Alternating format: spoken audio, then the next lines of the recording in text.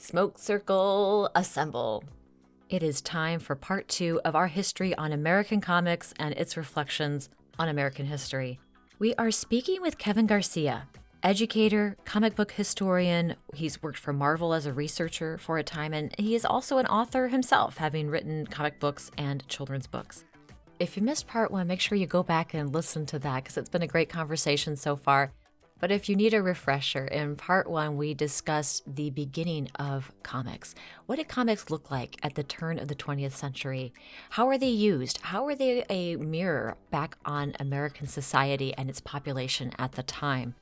How did editorial cartoons and small comic strips in newspapers become the comic books and the characters that we know and love today? We spent most of our time in part 1 in the golden age of comics, and we're just getting into the silver age of comics. Post-World War II, the start of the Cold War, fears about communism, how these things were all going on in American history at the time, but then were also being reflected in comics. In part 2 here, we're going to be picking it up in the Silver Age and taking it through to the present day, looking at representation of different cultures and different peoples in American society and how they're reflected in the comics. What did the Vietnam War, Watergate, what did civil rights and the counterculture of the 60s all have to do with what comics were publishing at that time? And we're going to be jumping back into that conversation, and we're not going to be stopping. So no mid-break in this episode. So I just want to remind everybody to please make sure that you like, that you follow, that you're subscribed. Rating, reviewing, all these things that help our little podcast and help us grow are so amazingly appreciated. And we also now have a Patreon. We call it our Best Buds Club. Get it? Best Buds? Anyway, so if you want to sling us a few dollars over there and help support our show in a financial way, oh my goodness, my heart would explode. And in fact, if you are really loving this topic of comics and you want to hear more geeky chat, Katie, Kevin, and I ended up having nearly a whole other 45 minutes to an hour about our favorite comics, our favorite characters, our favorite mediums in which we've seen our favorite characters and animations and our artists and writers, all these things. So that is all over on our Patreon if you want to get in on the nerd chat with us. We had a really great time. We ended up recording for about 4 hours, just so you all know. We've had a really great time with this topic. And so with all of that said, let's puff pass it on to part 2 and our conversation of the history of American comics.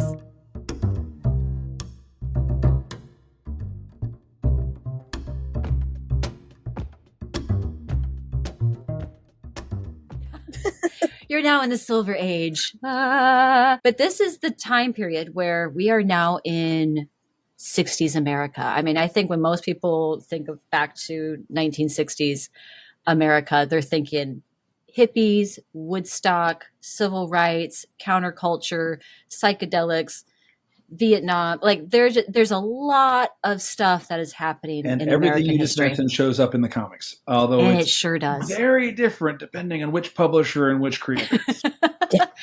Interesting. So we'll start with like definition of why we're what we're calling this time period, the Silver Age of comics. A friend of mine goes by the name the Comics Historian, which literally his job title and who he is. You find him on YouTube and TikTok, Alex Strand. He breaks it up into many different categories. He will have the Golden Age, the Silver Age, the Platinum Age, the Bronze Age, and I like his categories, but I'm going to stick with the broader ones as we talk. It's just easier that way. So we talk about the Golden Age of comics. Yes, there were comics before Superman, but we really started with Action Comics #1 because that's where the Golden Age of superheroes kicks off. Even if, as I said, war comics and romance comics, other things all existed. And then with the Silver Age, there are many different definitions for it. For Marvel, it starts in 61 with Fantastic Four #1, but for most comic book people, they will start it with the rebirth of the Flash in, I think, 56. That's the first Barry Allen Flash. And that is where the DC creators were like, well, you know what? The water's right. Let's just try to reinvent our heroes in this new censored landscape because horror comics aren't going to go. War comics aren't really working out the way they used to. So let's bring superheroes back. And obviously Superman and Batman, they never went anywhere, but So they reinvent Barry Allen, they reinvent Green Lantern, they reinvent Hawkman and to an extent, and they reinvent the Atom and a bunch of other characters. And they bring them in. They have pretty neat runs. There were some pre-Silver Age characters that some people call, I think, the Atomic Age, and that is kind of after the Golden Age ended and the Silver Age officially began. There's these attempts at bringing back superheroes that didn't really take. For example, I think Martian Manhunter might predate Barry Allen Flash. There's also at Marvel, I already mentioned they tried to bring Captain America back and failed. They did succeed for about a year with no more. There was also a character called Marvel Boy, who was supposed to be their flagship character that lasted all 3 issues. There was Venus, who started out as kind of like a goddess character who would come down and save people, but then eventually just became romance or suspense comics. So things, the attempts. But by the Silver Age, once it really kicks off, superheroes were the name of the game. There were still Western comics, there were still romance comics, and there were still comedy comics like what was Archie. Archie started in the 40s and continued on. Marvel had a very successful Archie knockoff called Patsy Walker, who, if you've watched the Jessica Jones show, that's Jessica's best friend. Mm-hmm. So Jessica's best friend is older than most Marvel characters. She's from 1946. She's literally it's the whole setup of Veronica, Archie, and Betty, except the Betty character is the main character of the comic. Okay. So it was Patsy Walker and then Buzz Baxter and Hetty Wolf, but superheroes. That's the name of the game. And these are the clean-cut heroes when we think of like the heroes who get along with the police and they're all helping people out and they have a no-killing code. All that stuff is really the 60s. It came up somewhat in the 40s, but it really wasn't a thing till the 60s. And what's really interesting is how Marvel gets into the game is due to Martin Goodman again seeing somebody else be successful, basically. So he saw Superman being successful, told his pulp people, make me a comic book. And then he saw the Justice League being successful and tells Stan Lee, we need that kind of comic book. And Stan's like, I can do this. There was, however, a condition. And that is Marvel at that time could not really afford to publish their own things. So they were being helped in publishing by DC Comics. So DC Comics said, you're only allowed to put out X number of books per year that we will publish because we don't want you to be full competitors, a little bit of a competitor. And they were skittish about the idea of superheroes, And even the publisher was skittish, saying, I don't know if superheroes are going to be that successful. In fact, what Marvel was really having fun with was horror comics that could be published under the code. And horror comics under the code was giant monsters. So there was just a ton of giant monster books that Marvel's putting out. That's where Groot comes from. He predates a lot of these characters. He's one of Marvel's original characters. So Stan's like, I can do a superhero comic book that is a teen book. But because they didn't want to make it too obvious, they just made it another science fiction book with monsters. So literally, the first Fantastic Four book is these scientists who get together, and one of them physically becomes a monster, and they end up fighting other monsters. And it was such a success that after a few issues, they're like, you know what, let's give them costumes. And then Ant-Man is much the same way. Ant-Man first appears in a monster book where he's a scientist who accidentally becomes ant-sized, and he has to fight ants that are to him giant. And then a couple issues later, they're like, you know what, give him a costume. And then I love that you mentioned Vietnam. Iron Man, if you watch the movies, was in war, got captured, got injured, and came back fighting his captors, and just came back to America. In the original comics, it was Vietnam. This was the start of the Vietnam War. I don't know if I think the U.S. had some troops out there, but it wasn't like the full-on drafted force there yet. And it was very much seen as like, go U.S., go U.S. I mean, sure, Korea happened. Let's not talk about that. But so Tony is a war profiteer in Vietnam when he gets captured.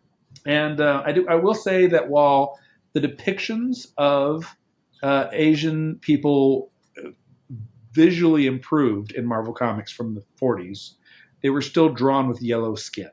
And that would continue through the 70s. Now, really? I want to jump back to DC for a second. DC would have none of that. DC was like, if we're going to show hippies, we're going to show how dumb they are. If we're going to show Asians, we're going to make fun of them. It's like DC leaned in hard on that. That's why where Marvel got Black Panther, it was a long time before DC got Black Lightning. By that point, Marvel had several black heroes. And so like, and we can get into that as we move. But the point is, Marvel was willing to push those envelopes a little bit. Stan especially, realizing who his audience was, because I would not call Stan a saint. He would not have called himself a saint. He knew exactly what he was, and by all accounts, he would basically introduce himself to co-creators saying, "This is what I'm planning to do. Are you in on it or not?" And a lot of the co-creators are like, I don't want that kind of publicity. So Stan's like, "All right, I'm gonna take all the credit." So it's like he told you what he's doing, But he also understood which way the wind was blowing, and he said, "No, we need, like, if you read the early Fantastic Four comics, they feel very misogynist." But for the time, they were trying, The fact that every Marvel team had one woman on it, well, they were trying, Literally, there's a whole issue of the Fantastic Four where the Fantastic Four are reading their fan mail because in universe, fans of the Fantastic Four write them letters, and they were just basically reading letters that Marvel was getting, and they're like, "What? They keep saying Sue is useless. Would you call Lincoln's mother useless?" And it's such a horrible argument. It's like, she raised Lincoln. That's why she's important. That's why Sue is important. This is an actual thing that Reed Richards says in a comic written by Stan Lee. They literally call it the Lincoln's mother defense, is what a lot of comic historians call it. Okay, then. But he did realize that change needed to happen. Jack Kirby, for example, really pushed for this as well. I do want to point out that these creators are of their eras. So even when we show them being progressive, there are things that we, from a modern point of view, will not like. Yeah. For example, Jack Kirby was obsessed with the idea of a perfect society that existed somewhere. He made the Eternals, he made the Inhumans, he made 3D Captain 3D from the 50s also has a perfect society. He loved doing these, and all of these societies, there'd be a good society of perfect white people and a bad society of monstrous people. And it's like, he's of his era. But at the same time, he's trying. So by the 70s, he was including black people in his perfect societies. But in the 60s, he's like, I really want to do Black Panther. I really want to do this character that is a hero of Africa. And he was not created as a stereotype hero. Yes, the people of Wakanda were all dressed like what white America thought Africans looked like. But within that, the Wakandans themselves had more technology than anybody that Reed had ever met. So both things were true at the same time. But what I think is really important here is that when he first designed Black Panther, you could see his face. And whether it's the publisher or Stan Lee, somebody was worried that if you put this on the cover of Fantastic Four in the South, they're going to pull the comic and not sell it. So Jack Kirby redesigned Black Panther's mask to be a full face mask. Okay. So on the cover, he didn't take off his mask. But inside the comic is T'Challa. So that was done purposefully with the knowledge that it probably wouldn't get published. Meanwhile, at DC, every time the creators wanted to have a black hero, the editors were saying, you can't do that. We won't allow it. It won't sell. It's a bad idea. It doesn't make sense. To me, the most egregious example of that is with the Legion of Superheroes, which is a team that started in the 50s with Superboy. These are superheroes from 1,000 years in the future, right? And they're all white. And one of the creators was like, I really want to show other people here. I'm going to make a black hero. And the editor literally said, no, we don't, there's a plan for that. There's a plan for that. So finally, as that kept getting pushed back, what's the plan? What can I do with this character? When can I include a black hero on the Legion of Superheroes? And the editor goes, here's your story. So Tyrock is the first black hero in the Legion of Superheroes universe in the future. And it's revealed that all the black people of Earth left Earth because they were tired of dealing with Whitey. And they founded their own planet. And Tyrock's whole thing is that he doesn't want to work with the white heroes because he doesn't trust them. And he has to learn to trust them. Yeah. Tyrock, if you look him up, has one of the gaudiest, most hideous costumes you can ever imagine. Story goes, the artist thought the story was so stupid. T-R-Y, Tyrock, no, T-I-R-O-C. The artist said that he thought the story was so stupid that he was going to purposely give the character the dumbest costume he could think of just because it was such a dumb story. Also in Legion of Superheroes is a character called Pharaoh Lad who has an iron mask. And he wanted to have the character take off the mask at one point. You find out Pharaoh Lad is black. Well, that wasn't allowed. So he ended up saying, "Oh well, Pharaoh boy had his face disfigured, so he's never able to take it off." Like in his head, that character was supposed to be black, but he wasn't allowed to show it. So while Marvel had, admittedly the blaxploitation of Luke Cage and Storm being literally raised in Africa, which is like, I get into that in a second. At least they were trying, whereas DC wouldn't allow it.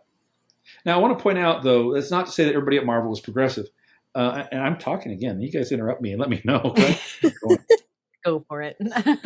I'm so sorry. No, because it's reflective of in American history at this time period. It's all these different groups of people being like, "Hey, wait a second. It's not all white men in this world. There are other people that live here too, and let's talk about it," kind of thing. So go for it. Well, there was one creator that definitely agreed with the concept of hippies are stupid and we shouldn't have them be respected. And he is Steve Ditko, the co-creator of Spider-Man. He was a follower of Ayn Rand. Never say her name correctly. Randian objectivism. Yeah. Mm-hmm. Yeah. And Stan, tough guy that he is, would get into issues with Steve Ditko and also Jack Kirby. To eventually, neither guy liked him at all. But it happened a lot quicker with Steve Ditko. And there's literally an early comic where, keep in mind, the Marvel method was Stan would say, "Write a comic about a kid who gets spider powers. Go." And then Steve would come back with 15 pages. And then Stan would put dialogue in. So Aunt May, Uncle Ben, all that stuff came from Steve Ditko. But there was an early comic where Spider-Man sees all of these protesters, and they're asking, "What are you protesting?" "We're protesting for the right to protest." Like they're literally just protesting. He's making them a protester. And Peter Parker walks over to them like, "Oh, these guys, they wish they had something worth protesting." And it's weird to see that from Peter Parker. In fact, years later in the modern day, we've had writers have Peter Parker go, "Man, there was that one week where I was reading The Fountainhead and I just got a little bit too into myself." But Steve Ditko definitely wanted that. But I'm bringing this up for a reason, because I've been rereading early Doctor Strange. And while Spider-Man was probably 70-30 Steve Ditko, right? Doctor Strange was about 90-10 Steve Ditko. It was mostly Steve Ditko. And there's this early issue of Doctor Strange, very early, where he is shot and goes to a hospital, and he wakes up, the doctor is treating him and says, "Dr. Strange, we've got your bullet healed, you're going to be okay," and all this sort of that. And Dr. Strange thanks him and leaves. That's a black doctor. Like, there was no fanfare about it. There's no like, "I can't believe you're black." There's no excuse for, "Oh, well, it's because you're in a Harlem hospital or something." No, it's just the doctor is black, the nurse is white. It's just, it's the way it is. And I'm like, as much as I don't agree with a lot of Steve Ditko's politics, I got to give him credit for doing something that you couldn't even done in the DC comic book at that time. Yeah. So I just think that's interesting. It's neat. Mm-hmm. Okay, I'm going to stop here for a second. Asking me questions. Oh no, I was just going to say, with these things going on, like, what is the change in superhero? We've already kind of touched on that already, but that was really my question, was just with the change counterculture. Is the audience. Because Stan realized that where their biggest audience wasn't 10-year-old kids. It was college students.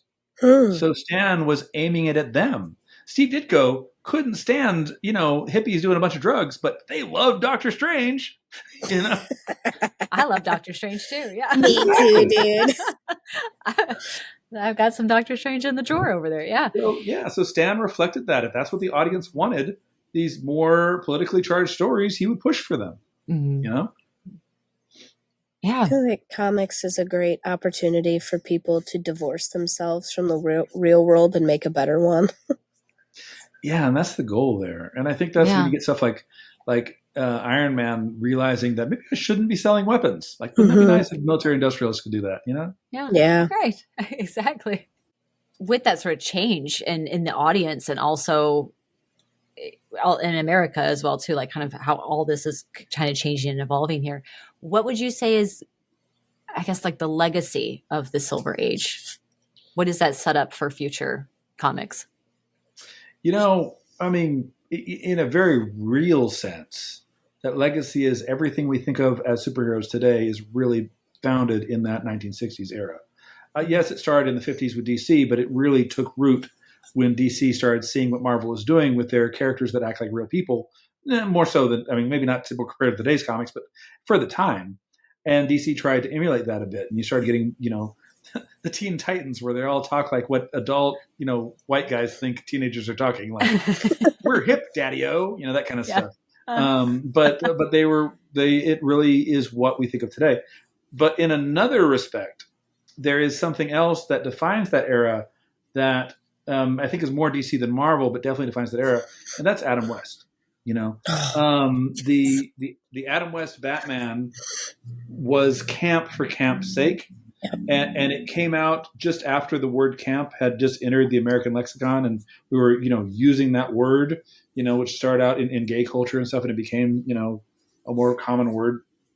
And that view of Batman was reflected in the comics. They were already doing sillier comics in the comics. If you read Batman of the 50s, late 50s, he was on a regular basis fighting aliens and becoming a rubber man and all kinds of other weird stuff. It was weird. Just whatever, But after Adam West came out, they started making the comics at DC more reflect that. And then while Marvel definitely wasn't doing that, they were still just as colorful. And that over-the-top color and over-the-top action. Stan called it the Marvel style of drawing, where artists like Sal Buscema and others would do stuff like, if you're going to show a punch, show the whole body getting into it. If you're showing somebody to be scared, have their whole body be scared. And very famously, this leads to a situation that is, to this day, debated among fans, and that is Hank Pym Ant-Man a wife beater? And it's there, if you type in Hank Pym and Jan, you're going to see the slap.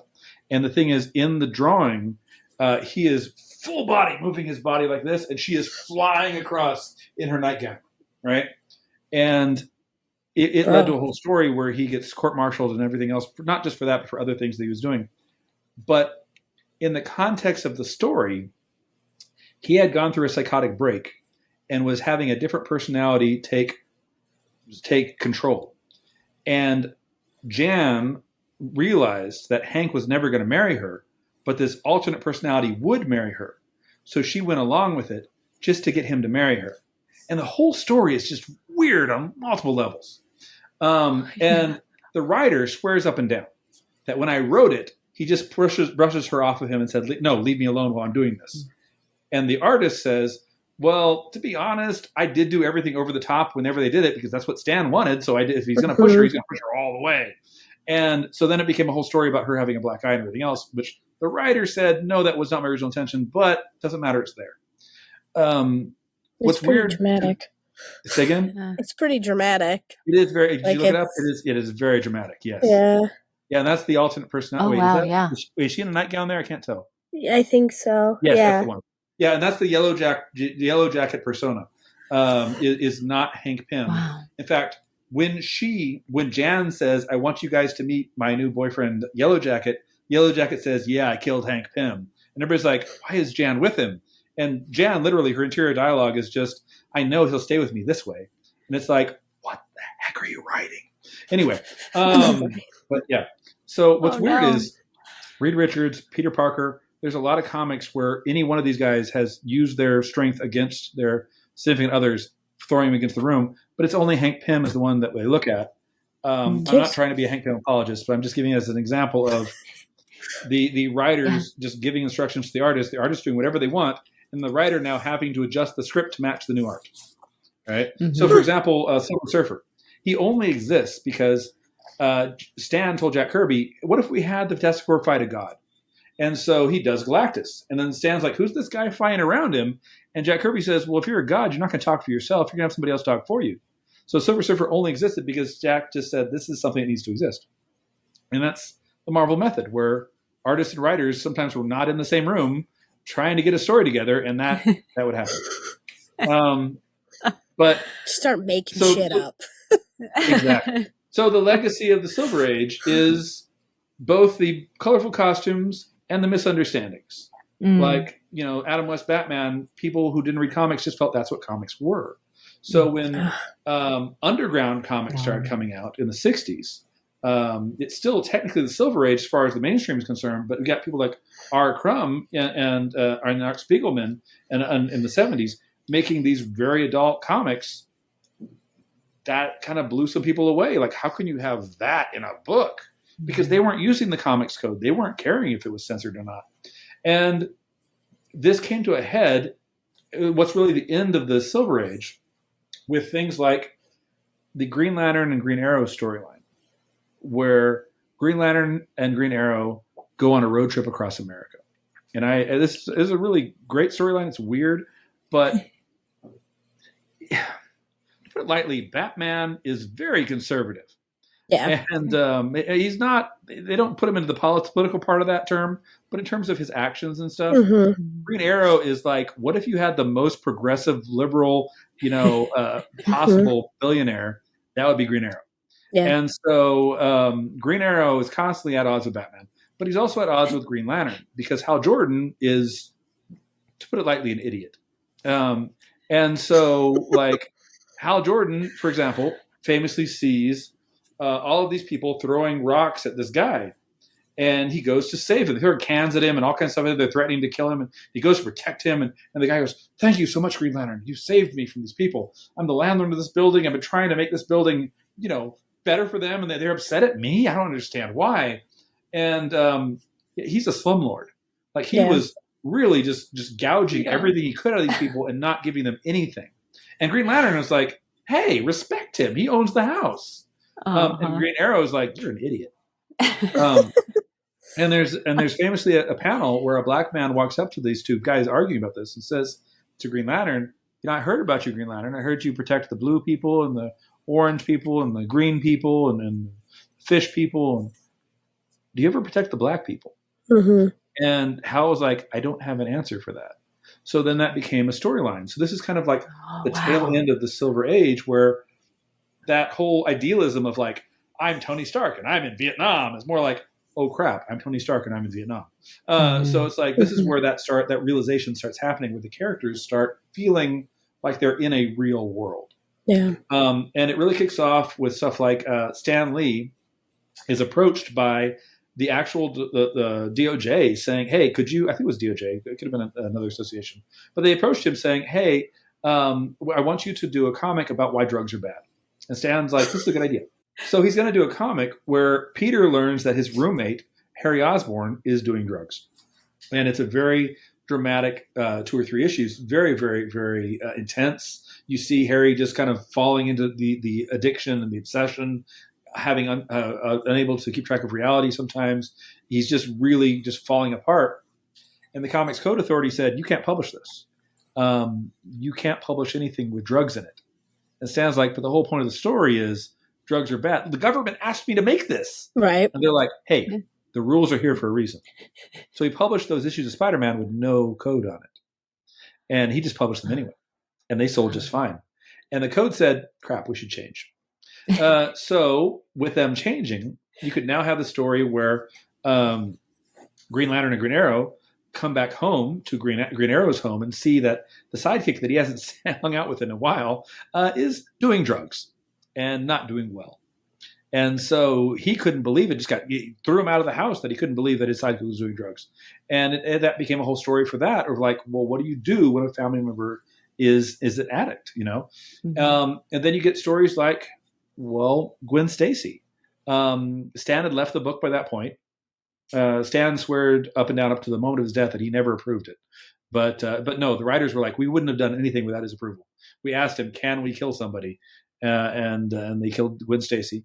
And that was dramatic because that just didn't happen up to that point. And I know I'm Marvel biased, but I'm going to say that DC would try to do these things and they weren't as successful. They weren't. Famously, for example, Well, I am a DC fan. I think DC is like heads and tails above Marvel, just for me personally, because that's just what I latched on to as a child. But I definitely agree with that. Marvel's more of a pioneer of sorts with these Yeah. things. There's I always compare them. I say DC heroes are paragons among men, and then in Marvel, even the gods are flawed. There's literally a comic where Odin goes to Tony Stark and says, "I think I'm an alcoholic," like that. But DC, where they tried to do something kind of like the Gwen Stacy thing, is they had Aquaman's baby get killed, and it's like that's a very different story. Yeah, it was rough, and it wasn't treated very well. So now we get into what a lot of people call the Bronze Age, and this is where you have darker stories, often more grounded, and often more diverse characters. Now, I put an asterisk on that because there are not diverse creators making these diverse characters. So I mentioned earlier that Storm was raised in Africa, and I say that with kind of I'm rolling my eyes as I say it, because for the X-Men, if you were not plain white, they had to explain you. Right? Oh, you're black? You're from Africa. You're Latino? You are from Mexico or you're from Brazil. It's like every character that showed up. And nothing wrong with having immigrants. I think it's great to show immigrants in your story, but there was never a character who was just like, I'm a black guy from Chicago. That didn't happen, in the X-Men. And that bothered me as a reader in the 90s, as a teenager. It bothered me looking for Latino characters, that every single time there was Latino X-Men, he was from another country. And I'm like, every time? Like, always? And then finally, when they had an American-born Latino character, he was from the barrio and was an ex-gang member. And I'm like, you know what? I'll take it. I take it. Jeez. But so they had more diverse characters. You get the X-Men, which was purposely designed, the 70s X-Men were purposely designed to be an international team. Originally, the goal was to be able to sell the comic in other countries. But the team they ended up having involved a bunch of countries that Marvel didn't publish in, so it didn't quite work out the way the publisher intended. But that worked out well. We had at least one Canadian, so there's that. But yeah, so that was that, and then Marvel would have a lot of characters that had black in their name who were black. It was just a thing, but significantly, Falcon didn't. Falcon was not the Black Falcon; he was just Falcon, right. And significantly, when they brought him into Captain America, they renamed the book Captain America and the Falcon. It was not a sidekick. It was an equal partnership. And so that lasted for a good long time. DC eventually came around. Do you guys know who the Brown Bomber is? I don't. This is a horrible story. So I can't wait. The creators are saying, we want to have black characters. Can we include them? And I don't know who came up with this. One of the editors says, what if you have a character who's like a white guy, and when he says a magic word, he transforms into a black hero? And he became So what? Yeah. The Brown Bomber. Yeah. Now, he was. They did end up making him canon in the 90s, but only to make fun of the fact that existed. Okay. And by black creators. Where that belongs. And by black creators, okay. And by black creators. So the first DC hero who is a black hero is a Black Lightning, created by Tony Isabella, who, by the way, created a lot of black characters because he saw the need there. So he created a lot of black characters. I think he created Luke Cage too. But so you get Black Lightning and you get a bunch of other characters that are showing this greater increase of diversity. Obviously, your main characters are still going to be the white characters. I'm going to rag on DC again for a second. One of the characters I love ragging on is Hal Jordan. You mentioned growing up with it. My favorite hero as a kid was Green Lantern. Oh, dude. Green Lantern was my least favorite. But over time, I realized it wasn't Hal Jordan I liked. Yeah. It was the idea that the best of every culture you get together from all over the universe and do what they did best until even if they meant dying in battle. And I was like, I respected that. I loved that idea. But I hate Hal Jordan. And to give an example, he's not written well.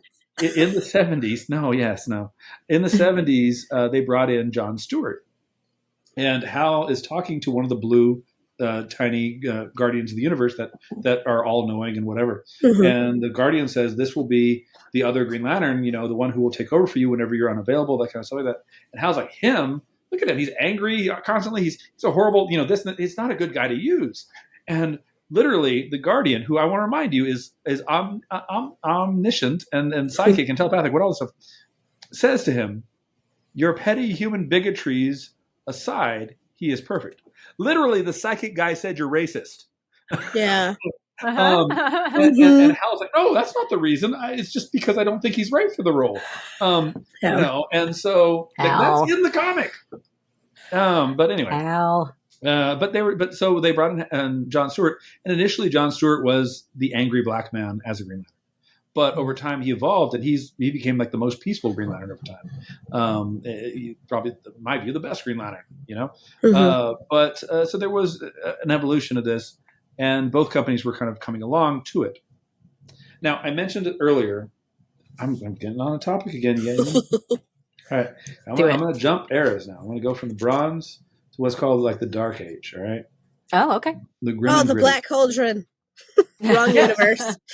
No, right time period though. Oh yeah. And similar reasons sometimes. So the thing is, I mentioned the underground comics that came out, like R. Crumb and stuff.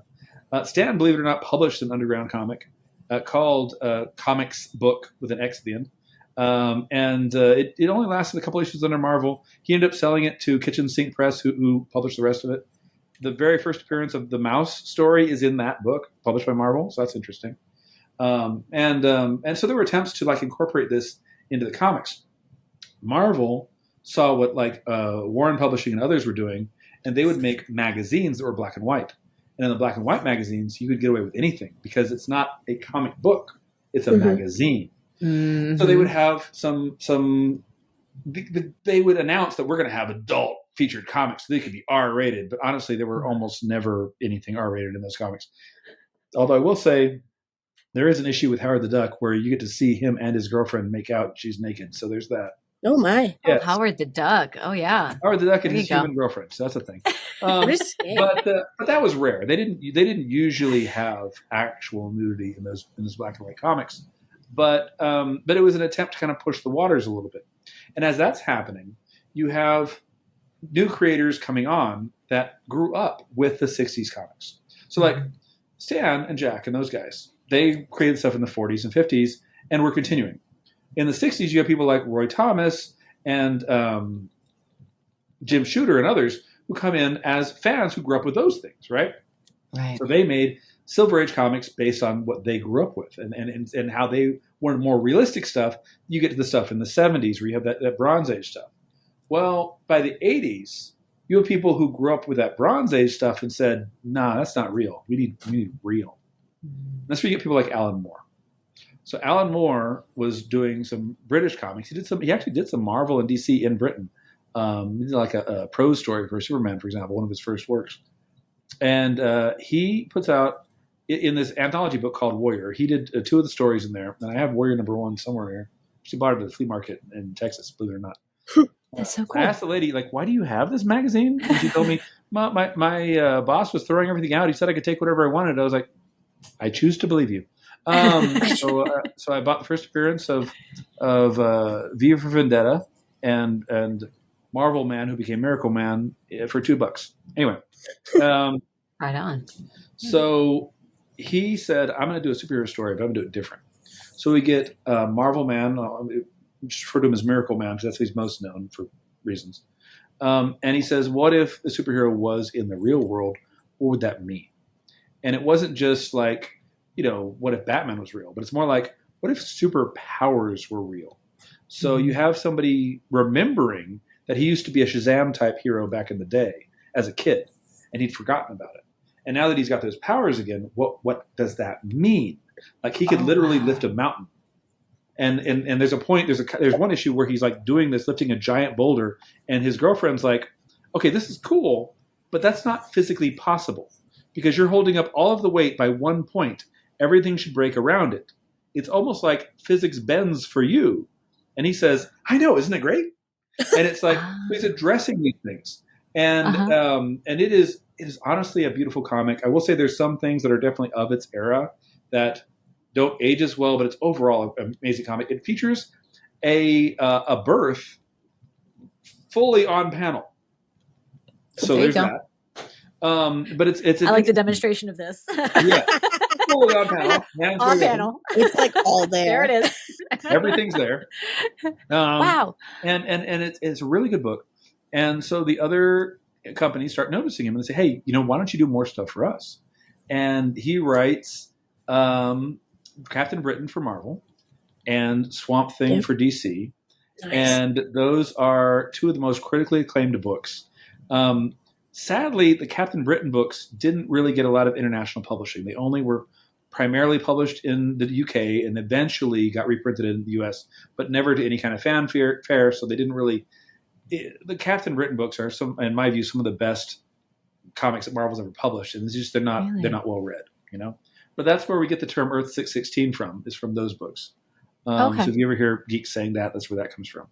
And technically, Alan Moore didn't know about Earth 616, but he's the one that put it into the story. And then with Swamp Thing, he takes a character that was always just a side character, a weird monster character, and used it to do this great metaphysical journey on what it means to be a human being. And it was very, very deep. There's an entire issue all about sex where he doesn't have organs, but he has sex with his girlfriend because they both take psychedelics simultaneously and share an orgasmic experience of the mind. It is interesting. It kind of sounds like, you know what that reminds me of is, what is his freaking name? Blue dude. Always has his dick out. So that brings us to Watchmen. So that brings us to Watchmen, which is what you're talking about. Thank you. Finally someone understands me. So now that he's getting some accolades at Marvel and DC, and people are really noticing what he can do, he says, I want to do some books here. I've already let DC reprint V for Vendetta, not realizing what that really means. We'll get to that in a second. And he says, hey, DC, I saw that you guys just bought all of Charlton's heroes. You're not doing them. You've had them for like 5 years now. Can I use them? And they're like, sure. What do you want to do? He writes the script up. He gives them the little treatment. And they're like, you're going to destroy these characters. We could never use them again if you did this. Could you just relabel them and call them something else? And he's like, sure, but can I own them? And DC's like, look, as soon as this comic is out of print for 2 years, you can own them again. No problem. So he remakes it. Dr. Manhattan, the guy that you're talking about, Blue Dude, is basically Captain Atom. You got the Night Owl, who's basically Blue Beetle, and Rorschach, who is the Question, and so on, right? And he does Watchmen, and it is immediately groundbreaking. It is immediately people just notice what this is. It is so groundbreaking that I just told you that DC told him he could have the rights back after it's not being published for 2 years. Watchmen is the first comic book in history that has never gone out of print. Yep. I knew you were going to say that. So they screwed him out of that. They still have the rights to his V for Vendetta, despite the fact that he originally published it without them. He never gave them back for a variety of reasons, half legitimate, half silly. He stopped working with Marvel and DC, swore them both off in the mid '80s, then never came back again. Well, at the same time period, you have Frank Miller, who he was the artist on Daredevil in the early '80s, and then they took over as the writer, and he made it really intensely dark, and it was good. It was like levels of it. Like, they didn't expect this kind of stuff. He took Kingpin, who was a character that nobody cared about, that was a minor Spider-Man bad guy a couple times, and said, I'm going to make him everything. And then Kingpin became what he was. Yeah. So he goes to DC and says, can I reinvent Batman? And that's where you get everything about the modern Batman. Yes, sir, you may. The idea that Alfred is Batman's adopted dad, that came from there. That the idea that that the corrupt families and the politicians had been there, and then Batman came in and the mafia was kind of pushed aside, and that's where the villains come in. All that came from there. And at Marvel, they weren't quite as dramatic as DC, but they were still doing stuff. For example, they did a book called The Nam, which is really intense. And it was like, I mentioned there were war books back in the day in the 40s, and then they stopped for a bit because of the code. They came back after the code weakened with stuff like, Sergeant Fury and stuff, but nobody really died in those issues. And then later on, when the code weakened more, people could get killed in war, but whatever. But when the NAM came out, which is literally the apostrophe NAM, it was Marvel doing a war comic that is basically Platoon versus like a John Wayne war movie. This was like a real war comic. This was like showing people being emotionally destroyed just by being there, and it was a good book. Then Marvel was also evolving their characters at the time. Jim Starlin is the guy that created the Infinity Gauntlet and Thanos and a bunch of other characters. He started with Marvel in the 70s, and he got more and more psychedelic as he went, but he also brought this level of like metaphysical concepts to the characters that was just something different that really hadn't been there before. And it was the idea that comic books could be deeper than you thought they were. It was the idea that comics could have this depth to them. And you know what, bringing this back to our initial discussion of real world versus comics, this is the Reagan era. This is the era when, after Nixon fell, you saw fewer comics, except for at DC, which would say that government was always right. Now, mind you, by the 80s, DC wasn't doing that anymore. But in the 70s, there's literally a comic where Superman's like talking to Nixon face to face and says, "If I can't trust you, Mr. President, who could I trust?" And like that's this thing that happens. America. Yes. Kissinger showed up in a DC comic as a guy that helped the heroes fight the bad guys. He showed up in a Marvel comic as the reason they can't arrest Dr. Doom. He literally protected Dr. Doom in an issue of supervillain team up where Dr. Doom teams up with Kissinger. That feels right. That was while he was in office. Jeez, yeah. So the comics get darker. They start showing that. And this leads to the 90s where all of that darkness just gets turned up to 11. And we start getting these edgelord comics come out like Spawn. I'm from hell and I'm covered in spikes. Yeah. Fucking love Spawn. He's great. I just got my monthly deliverance of Spawn. There's still somebody who buys comics for me, Laurel. And I guess it's always Spawn. And Blake brought it. He goes, "I have your monthly Spawn drop off." I was like, "Why Spawn?" He's like, "I guess you were one of the few people who, when we did comic polls, you ordered Spawn, and you always ordered Spawn." And I was like, "I don't know, man. Like, he's Spawn. Like, how could you not?" And what I loved most about him is he wasn't held by like DC or Marvel. He was an Image comic, and he's just as like people know who Spawn is, like they know who Batman and Superman are. And I loved that. I loved that he was like not held by although Image is obviously a bigger comic now. Well, what you're saying is exactly why Image existed. Yeah. Basically, the idea of the superstar creator kind of took off around the early 80s, where people were like, Chris Claremont does really good X-Men comics. X-Men was the biggest seller. And Jim Starlin does these really psychedelic comics. I know who he is, that kind of stuff. Peter David doing the Hulk, for example. But by the late 80s and early 90s, people were really remembering the artists' names more than the writers, to the point that Marvel noticed this and said, "Hey, you know what? Todd McFarlane will give you your own Spider-Man comic. We're going to give you a Spider-Man number 1. I own one of them." Yes, yeah. And so that one just sold like gangbusters. They sold Jim Lee. You get your own X-Men comic. And he got to do X-Men number 1, which is the biggest selling comic book of, I don't know if all time, but certainly since the Golden Age. And then, Rob Liefeld, he didn't just get his own comic. He got to rename it. It was X-Force, Jim Valentino, not really quite part of that category, but he was given Guardians of the Galaxy to take over. And so each of these people were given these things, but they wanted more. They wanted to be able to say, "Look, I want to make something and own it." Yeah. So they got together, different stories about how it all happened, but they got together kind of secretly, and then broke away and founded Image Comics, like literally just leaving Marvel in the lurch, because most of them working for Marvel at the time. Yeah. And they found Image Comics with the idea that if you publish here, you own it. Everybody should get a fair share. I will say that didn't end up being very true for some of the parts of Image, and that led to lawsuits later. But for the most part, it was the idea. Yeah. And I also want to point out that this isn't like the first time people would make their own comics, obviously. I mentioned Underground. In the 80s, they have what's called the black and white boom. And that's where a lot of indie comics like Ninja Turtles came out. Yeah. Also Ninja High School and and actually several ninja books now that I think about it. But a lot of things came out in the 80s through that.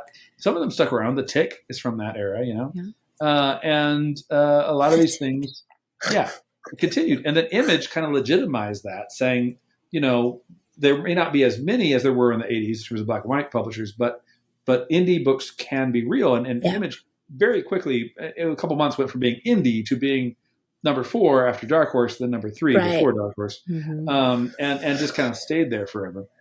Other comics took notice of this. Marvel had already done a few experiments of creator-owned before with Epic Comics, which were all creator-owned books that Marvel published, mostly creator-owned books that Marvel published. And then Dark Horse did this as well with its line, where it brought in creators like John Byrne and people who would be considered old creators compared to the Image guys, although only by like about 10 years. And they let those guys make their own books, where Hellboy came out of that thing with Michael. I always forget Hellboy's Marvel. No, it wasn't Marvel. It was Dark Horse. Dark Horse. That's right. Okay. I was sitting there. I was like, the artist worked at Marvel. He did one of the best Doctor Strange graphic novels, for example. They team up with him and Doctor Doom. Also Disney's Atlantis. That's all based on his art. If you look at it, you see it after you realize it. Yeah. But then you get to the 90s, and these attempts were more real. This is where we end up having characters that are openly gay in the big publishers, Marvel and DC, and also an Image. Although I got to say, most of the gay characters I can think of in Image were mainly for titillation purposes. But Marvel famously had North Star come out as gay. This character was actually designed with the idea that he was gay in mind back in the day, but they could not say he was gay because the publishers wouldn't allow it. So one of the writers said, "You know what? I'm going to reveal his origin. He's part fairy." And he's so beautiful. He really is beautiful. That was a way to sneak in the idea that he was, gay. And there were other characters that were very clearly meant to be gay, but they couldn't say it. One of the first openly gay DC characters, picking on DC again, was a character called Extraño, and you can call me Anti-Extraño. And it was way over the top. And one of the enemies that he fought is a AIDS vampire called the Hemogoblin. So that's a thing. Wow, that's a interesting it's a lot. Thing to put together. Yeah, that's a lot to take in. But as it started, it became more and more acceptable. Just like having black characters became more common, and now having people from other countries could be actual human beings. You could have LGBT people be LGBT people. In fact, one of the first trans characters in comics was from some of Grant Morrison's early stuff, and also Neil Gaiman, where they included people treated very seriously. Whereas prior to that, and even after that, there would be trans characters that were literally, that's the joke. There's literally a villain from the 40s called He, She. Yeah, it's a thing. But it was happening. Admittedly, the trans characters were non-code comics. Those were characters that were like published through Vertigo or whatever, where DC was allowing this, but not. This is again a very different regime than DC of the 70s. They're definitely more progressive than Marvel at that point, I think. But they were publishing things that were not going to be put through the code, so that happened. And then Image started off with this flashy, like, we're going to be over the top explosions. But by the late 90s, you were getting more, introspective comics, stuff that you would never see at Marvel and DC, So all of these things kind of evolved to be more, And then things kind of become cyclical as they are wont to do. So by the late 90s and early aughts, you have characters kind of reminiscing about the old ways of being superheroes, but from a modern lens. So you get Kurt Busiek and Alex Ross's Avengers, where they're going to be more. They're colorful still, but they're more realistically treated. You get also from Alex Ross. Did I say Alex Ross? Kurt Busiek and and George Pettis did the Avengers. With Alex Ross, he did Marvels, and Alex Ross also did with Mark Waid Kingdom Come, which were superheroes, but trying to be from a more realistic point of view. And then you get stuff like Grant Morrison's X-Men, where it's X-Men from a more realistic point of view. And it's trying to kind of take the ideas that are iconically superhero-y, but ground it more, you know? Mm-hmm. Mm-hmm. Yeah, I feel like, again, probably because of my age, like a lot of what I grew up with, how would you put it? I got to reap the benefits of now more, I guess, more variety as far as like creators and stuff like that. So like the only Blue Beetle I knew was Jaime, and I loved him. I loved him when I saw him. What was it? It's the Gargoyles creator, Wiseman, Young Justice, and Aqualad is black. And then at Marvel, by this time, you have characters like the Young Avengers, who initially, when that story first came out, had a couple of gay characters that were a couple. Yeah. But by the time you get to the second or third volume of Young Avengers, everybody on the team is gay. like everybody but Kate Bishop Hawkeye, which is like literally every single person on that team is gay, bi, non-binary, or trans. And it's like, it just happened to be that way. It wasn't announced, this is our gay comic. It just was what it was. Yeah. So it's funny that's, you know, you hear all the people saying, you know, you can't do that, and you shouldn't be trying to put politics in the comics, but like they've always been there. Yeah. Always. You know, there's a comic from the 80s where Captain America fights Ronald Reagan, who is revealed to be a snake person. This is an actual thing that happened. The reptilians, they're here, man. They're real. Well, I say revealed to be. It turns out somebody had poisoned his water and was turning him into a snake person, but still it happened. Oh. You know. So, yeah.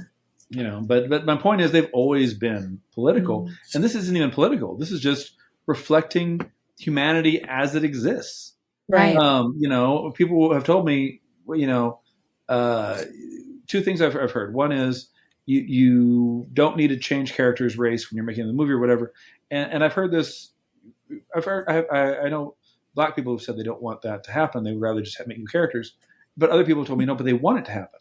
And the issue is no matter how great your new character is, they're never going to have the name recognition of an 80-year-old character.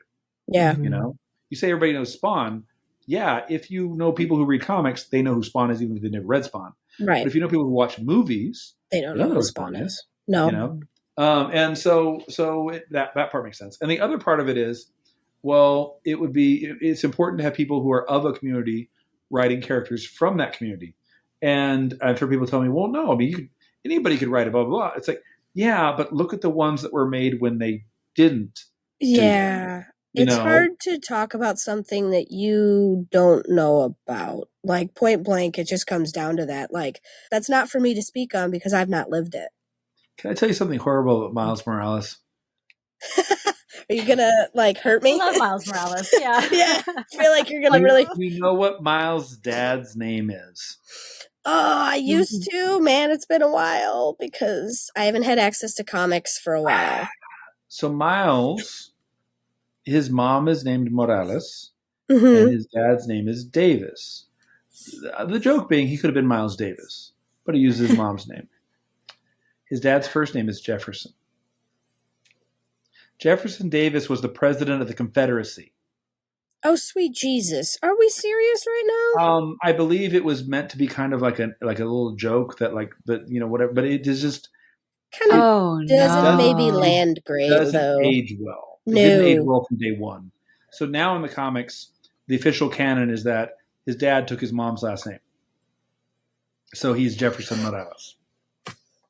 I mean, this is why it's important to have people of color writing characters. Yes. Yeah, this is. And then I also had somebody who is a creator of color say, well, if they wanted to, creators back in the day could have made characters that were black or Asian or whatever. And I already gave some examples where they couldn't. Yeah. Where they tried to do that and they were flat out told no. Yeah. A Jewish superhero, The Thing from the Fantastic Four. You know when they established him as Jewish? 10 years ago. Oh, okay. Yeah. That's how he's been around since 1961, and it wasn't till the 2010s that he was actually confirmed. Oh yeah, by the way, he really is Jewish. What year did Moon Knight come out? Isn't he? No, he's not. Yes, Moon Knight is Jewish. Okay, he came out in the 70s. He didn't premiere as a Jewish hero. It was revealed eventually that he's Jewish and that kind of stuff. He actually premiered as a werewolf hunter who was given a costume because the people hiring him said, if you're going to be fighting heroes, you need to dress like a villain or something like that. But then later on they retconned it and said that it came from the god and stuff like that. Yeah, but he's Jewish. There were Jewish characters, you know. Yeah, but they weren't like outed. Yeah, Kitty Pryde, for example, was introduced as a Jewish character. Is she really? Yes. Okay, yeah. I'm not an X-Men person, so this is where I'm going to fail miserably with that. And people who love X-Men are like, what? I'm like, oh, dude, I'm sorry. I suck, but I know that people love their X-Men. And I like X-Men. Jubilee has also famously used the N-word at least 3 times in comics in the 80s. Ooh. But all 3 of those times were where it was trying to emphasize the problems with racism. Mm. But it's also written by white people that thought they were doing the right thing at the time. Yeah. Yeah. It very much smacks of the 80s liberalism idea. Right. Yeah. So not a great look in retrospect, but they tried. I think that's a great reflection. Me more on like the history side of things. I think that can be a really good reflection of just kind of American society, white American society overall, I guess. I mean, if I'm making any sense with that, it's just like, it's having better realization more in this present day of being like, oh, hey, like, let's have better diversity and representation. And hey, let's get creators of color. Let's get women and Black creators and Asian creators. And, you know, let's get people in to be able to actually give their experience and put that to paper and let people read and see themselves in comics. And like you gave the example earlier, Kevin, of like not seeing like a Latino character and then that they were from a gang and, you know, that wasn't from Mexico and they were American born, they're from a gang and they're like, now I'm his hero. And you're like, well, okay, that's what I got. Mean, hey, it may not have been my life, but I knew people who that was their life. So it was close. Sure. Okay. It was an attempt. Now, admittedly, literally the writer said the reason he created the character is because he was dating a Latino girl at the time. Oh my gosh. I love that. It's just like, that is why he was created. But all right, I'll take it. So, I mean, then, I guess that brings up the question then for you now. How do you see kind of like the future of comics and representation and having different creators now in there to give their voice? See, that's the thing. Marvel right now has been doing an initiative called Marvel Voices for the past couple of years. And these is really 2 things. Partially, it's creators of various communities writing characters from those communities, but it's also bringing in new creators who are from these communities. So, for example, they did one specifically about Native American heroes. They brought in Native American creators who've never written a comic book before and had them work with people. And some people will hold this up and be like, oh, well, that's proof. They're just doing this just to say they did it. Yeah, maybe. But like, we are now getting an evolution of these characters that we couldn't have had before. There's a character from that 1970s X-Men where they had one person from each ethnicity. One guy was a Native American called, Proud Star, the Thunderbird, and he had feathers in his hair and all this kind of stuff. Well, they brought in people that are of his tribe, of his nation, to redesign the character, and now he's wearing mostly turquoise. And this is a color that has symbolic importance to that culture, which makes more sense, So it's kind of cool to see those evolutions. Speaking for myself, I found the character who I believe is Marvel's first ever Latino hero, and it's from a joke comic that doesn't age well from the 40s, 1942. Okay. His name is Pedro the Peril, and you will not find him online anywhere. He's not anywhere online except for things that I've written about him. And he's a bandito who wants to be the biggest crook in all Mexico and rob everybody. But he wants to make sure people feel good about it. Oh. So when he goes to a town. So he's Robin Hood. Well, so that's the funny part. I was describing this to somebody where he goes to towns with the purpose of being a bandito, seeing that the people are being put down upon by the local like rich guy. So he puts his effort into taking down the rich guy, and then everybody cheers him on as the greatest bandito ever. And he goes, there, now they fear me. And they're like, yeah, we love you. He goes, that means they fear me, right? And I said this to somebody, and they go, so you're telling me he's just the Latino Luffy? And I'm like, he is One Piece. I mean, it is. Like, that's literally what he is. Instead of being a pirate, he's trying to be a bandito, but he's going around making people feel good about their lives. And in the story, he's only in one story. In the story that he's in, he's got his wife, who he's like, oh, my love, you must stay aside and be safe. And she's like, but I have an idea of how we can solve this problem. No, you must be safe. So she goes to solve it without him knowing it, and he's following her like, what is she doing? And she literally solves the whole problem by herself. And, everything is, and I would love to see these old characters that were not super well done and bring them back. Let's do something. This guy is not so racist that he could not be redeemed. I did have one person, when I mentioned the story on TikTok, one person said that they were offended that I would show it. But like, this guy is no more racist than Speedy Gonzalez. Yeah. In the sense that they never have him speak with a lisp. He never speaks with that yes, me, that ye. This is it. That doesn't happen with Pedro the Perro. They don't, like, everybody's drawn cartoony by that, or like the way he draws Mexicans or the way he draws white people. Like, everybody's drawn exactly the same way. Okay. So there's that, because he only did that one issue. All the other ones he did were with white people, thankfully. But so it's not that bad compared to other things. And Speedy Gonzalez is a character that every Mexican and Mexican American I know loves. He's been embraced. Like, they literally took him off Nickelodeon for a while because they were afraid of offending Latinos, and Latinos were like, we love him, bring him back, bring him back. Wait, so Speedy Gonzalez? Yeah, Speedy Gonzalez. Oh. Now I say this, by the way.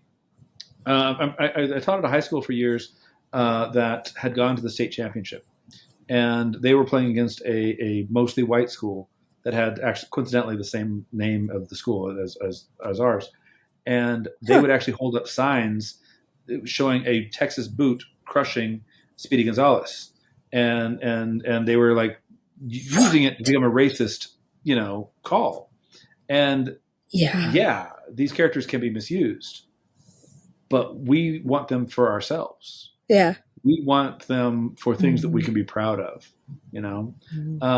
There's a Mexican TV show from the 80s by a comedian named Chespirito, and he created a character called Chapulín Colorado, and he is a goofy superhero is what he is. He's just like, everybody underestimates me, and he's like, oh no, I'm going to get beat up again. And it's very silly, but people love him. And Marvel, a Mexican-American creator, introduced a character at Marvel called the Red Lotus. Chapulín Colorado literally translates to the crimson grasshopper. So she's the Red Lotus. And she wears his colors. And she is completely positive no matter what is happening. And it's an homage to him. Yeah. And so when creators from a community get to create people, they're making things that other people in that community are like, I know what that is. Mm-hmm. You mentioned Blue Beetle earlier.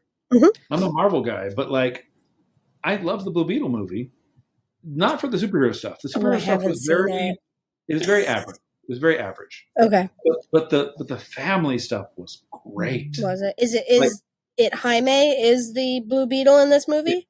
Okay. Well, I mean, all the Blue Beetles are mentioned in this movie, but it's about Jaime. But the thing, the movie, sorry if you haven't seen it, it's a minor spoiler. No, it's okay. The movie is not about Jaime against the villains. It's about the Reyes family against the villains, and one of them happens to be named Jaime. And that's what makes it so amazing. Okay. Because that's part of the culture. That it's the whole family getting together. Literally, the climactic scene of the movie is not the hero fighting the villain. It's the whole family fighting the villain. And I'm like, that's cool. This is amazing. Mm-hmm. It's so cool. That is cool. We kind of stopped in the mid-2000s. In the, say, 2005 to 2015 era, kind of so, there was this effort to make comics dark again, but not in the over-the-top 90s dark, more in the, we need to be more realistic dark. Yeah. Mm-hmm. So they just murdered the hell out of all of those fun characters. Yeah. All of the fun ones from that Justice League International run they either turned evil, got essayed, got shot in the head, all that kind of stuff. Yeah. But in the aftermath of that, we get Jaime Reyes. And they've since brought back the goofy, fun Blue Beetle, thankfully. I guess he got better from the shot in the head. But now he's kind of a mentor to Jaime Reyes. That's cool. And you had to go through the dark to get to the light. Yeah, you do. So, like, for example, Ironheart, who supposedly is going to get a Disney Plus series soon, she came out after they once again killed Tony Stark off, and they brought her in. And one thing I think is really funny about that is that there were a lot of fans complaining, how dare you say the new Iron Man is a teenage black girl? How can she be Iron Man? How dare you say the new Miss Marvel is a Muslim teenage girl? How dare you, all this stuff like that. How dare you say that the smartest person on earth is an 11-year-old black girl? How dare you say that? Oh, wait, are we talking about the same 11-year-old black girl? Oh, yes, we are. And are we talking about? Wait. Moon Girl. Yeah, and Devil Dinosaur. Yeah. One of my favorite comics ever. Yeah. Well, I've never really loved her comic, but I always loved her character. But I loved her. The cartoon. The cartoon is so good. I want them to make the comic more like the cartoon. Yes. But 100% agree. But the thing is all those fans that complain about that, it's like, is this your first day in comic books? Welcome to comic books. Yeah. Because it's like, when they killed Superman and it made international news, all the comic readers are like, he's only going to be dead for a little bit, right? Right. When they took out the metal from Wolverine's bones, it was like, oh no, you've changed him forever. It lasted a year and a half. I mean, come on. No, that's a little bit longer, I guess, but they did give it back to him pretty quick. Superman was dead for 2 years, I think. And then, or even not even 2 years. All these things, they're not permanent. You make a new Iron Man, all you're doing is getting new characters. Oh, Thor's a woman now? Good news. You now have 2 superheroes as soon as the original Thor comes back. You know what I mean? It's just like, will these new ones last? I don't know. Maybe. Some of them do, some of them don't. Right. But I'd much rather have more new characters than just have the same old ones all the time. Yeah. So that's why I was like, what are you complaining about? It's like you've never read a comic book before. For me, it always comes down to, I don't get too, choked up about, oh, you killed so-and-so, blah, blah, blah. I'm more worried that, like, if the writing is good and the content is good, I am your reader, and if it is something I can connect to and if it's real and if it's not, because and I think any media source is guilty of this. When stuff gets, like, preachy and hard for me to connect to, I'm like, all right, I'm out. I need real stories, real people, real things that I'm like, oh, wow. That's like, even if I don't, again, like Jaime, I'm not a Latino or a Latina. I don't know that, but it was still, I loved delving into his character. Was one of my favorites out of that whole series. So if your writing is good, and again, wonderful stories from creators who come from all walks of life, like, that's what I want to read. I want to read all the interesting things that people have to say. And if it is Iron Man as a young, smart black girl, like, well, all right, we'll bring it on. Like, if the writing is good, I'm here. But no, it's exactly that. I think that that era of, seeing in the MCU where they, to use the colloquial term, race bend sometimes, people are noticing, white people, are noticing that there should be more variety out there. And companies are realizing that variety has to come from the people themselves.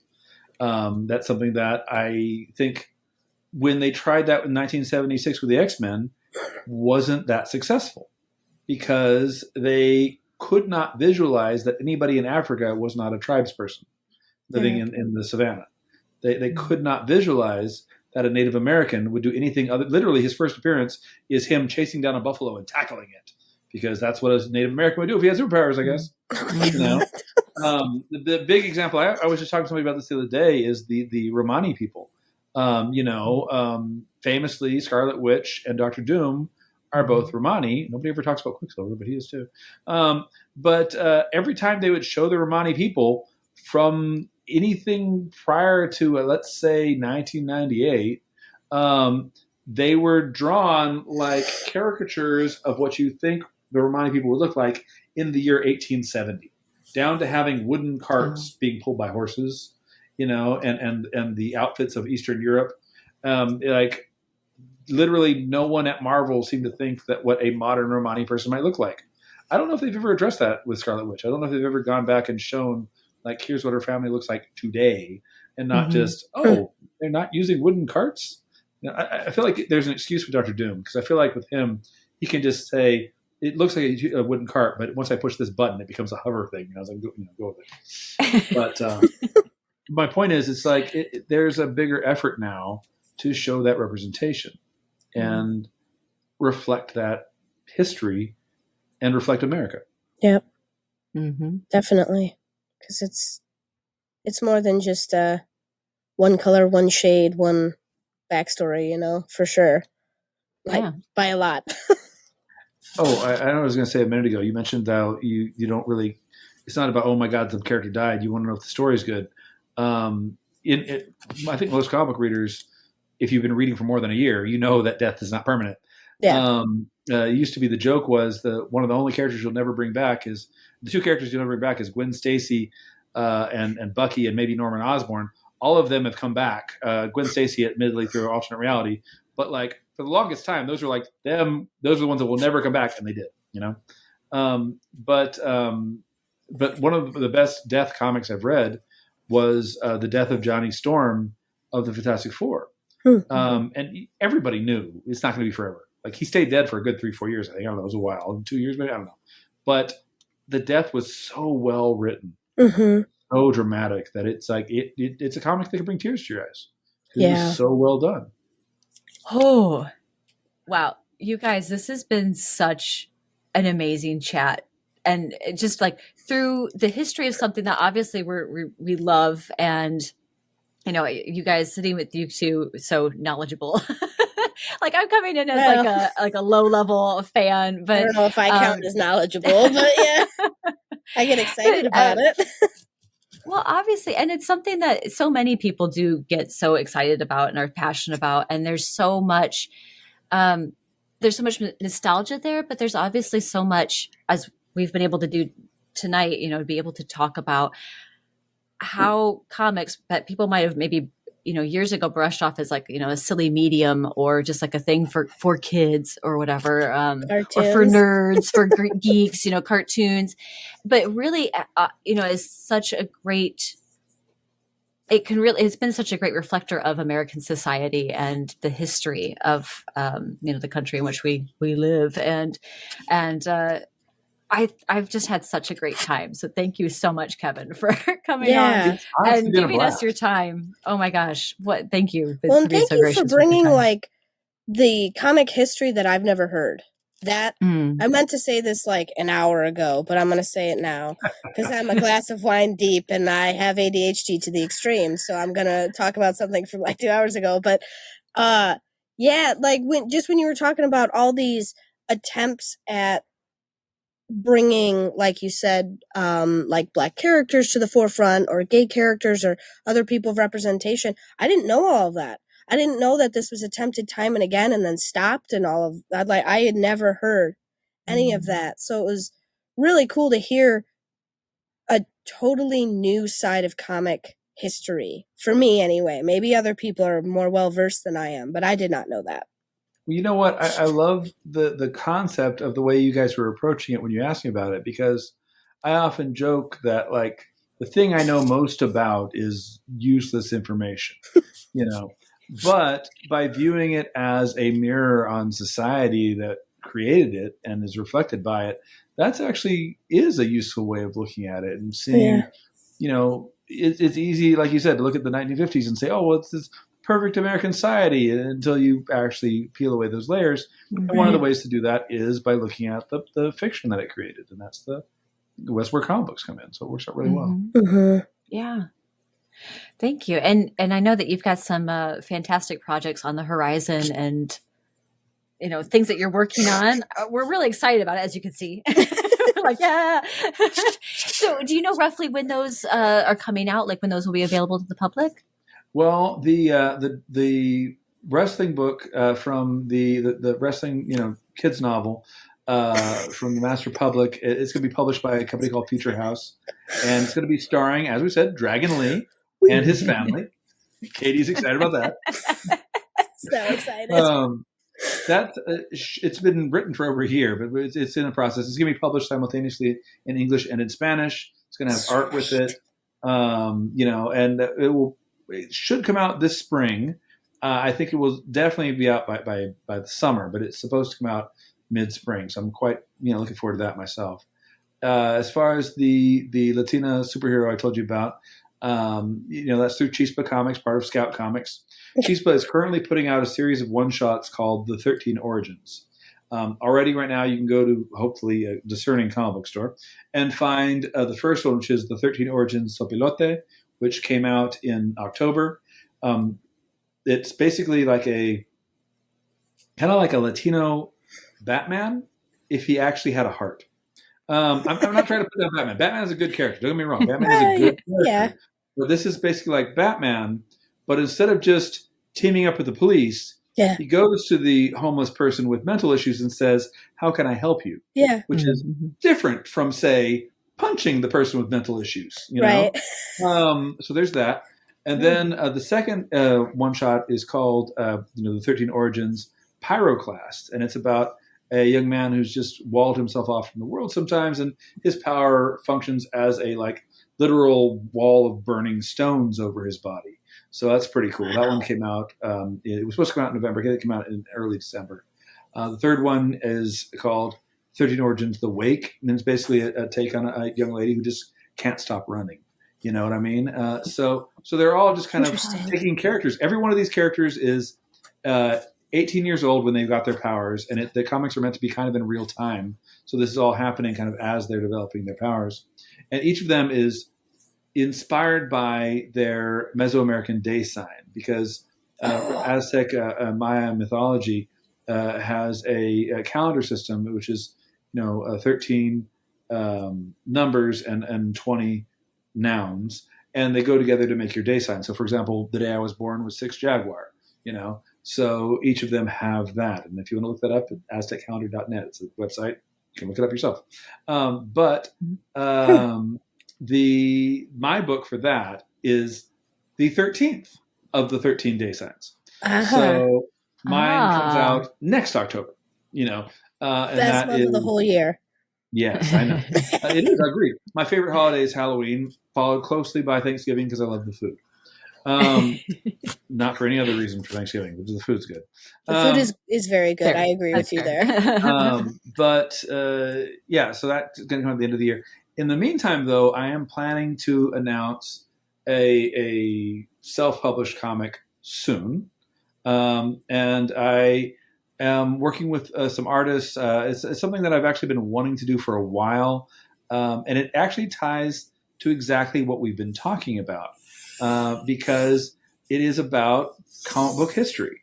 It all started because a friend of mine who ran a comic book store said, "Man, if only the golden age of comics could happen today." And what he meant was, I wish comic books could sell today like they sold in the 40s. Yeah. But I took that literally, and I was like, what would it take for the golden age to happen today? Well, the Great Depression can't have happened. World War II can't have happened. If World War II and the Great Depression didn't happen, then civil rights probably wouldn't have happened. And then I started backtracking how the world would be different. And what I'm doing is I'm telling a story about superheroes that are very familiar to anyone who's ever read a comic book, who fought in World War II in the 1940s, reminiscing about the good old days of the last Great War and all that stuff. And then they're going to encounter another world in which World War II is happening right now in 2024, and realizing that while there were certainly bad guys in World War II, the good guys weren't that great. Mm-hmm. It's easy to overlook things like Japanese internment, for example. Yeah.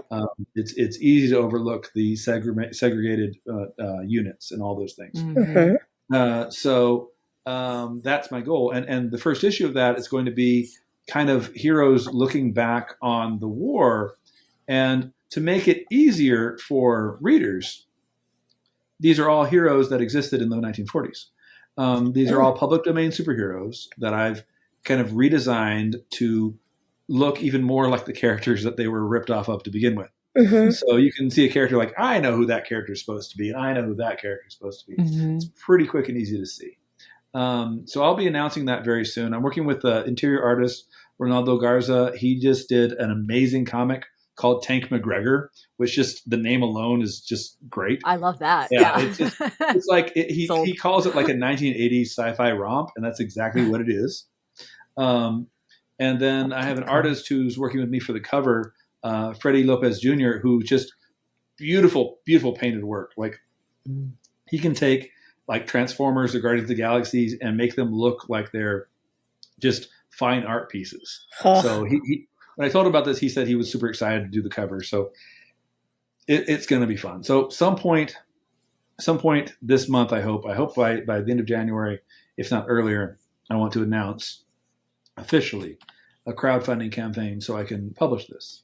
I say crowdfunding campaign because I'm paying out of my own pocket the artists for part of it, and I don't have money. I'm a teacher. And the goal is the crowdfunding campaign will pay them for the finish the comic book and also reimburse me for the first half. Right. But we'll see how that goes. But anyway, that's something I'm really looking forward to. I've wanted to do this for a long time, and I wanted to, because we were talking about comic book history, tell you that this is exactly what my story is about. My story is about a superhero universe in which everything that happened in comics basically happened, but reflected the real world history and in real time. Wow. So that happens. And then they're going to see, eventually the world where that didn't happen and kind of get a reflection of that. That's the goal there. So it's something I'm very excited about. I've been thinking about this for years. I wrote the script during the pandemic, and then I literally told my friends, I don't think this will sell. I can't see people putting money into crowdfunding for this. And they're like, do it anyway. Do it anyway. Do it. I'm so glad they said that. Me too. What will that be? I'm a little bit speechless. What will that be available through? Me? When it comes. Okay. So, like, for example, Theoat, the comic I put out myself, I only sell that in person at conventions. For this one, I will probably, because this one I'm going to have a little bit more control over, I'm probably going to put this online eventually, hopefully somehow. But for now, it's going to be probably through Kickstarter. Okay. My thing is, if it fails, I still paid the artist and I'm just out the money. If it succeeds, then I can finish paying the artist and publish it. Yeah. And then it will be available, through Kickstarter. People can find me. I have a website, kevingarcia.com. Yes, all the other Kevin Garcias have to think of something else when they put it on their name. I am that guy. And yes, my website has not been updated. I'm still using a 2011 WordPress template, but whatever, I own kevingarcia.com. You do. I also have monomythic.com, which is my publishing brand name is Monomythic. And I'm definitely on, TikTok, which is where we met. So I'll be announcing it there eventually, with Kevin Garcia _com. Because if I'm going to own kevingarcia.com, I'm going to lean into it. Yeah. As you should. Yeah. You should.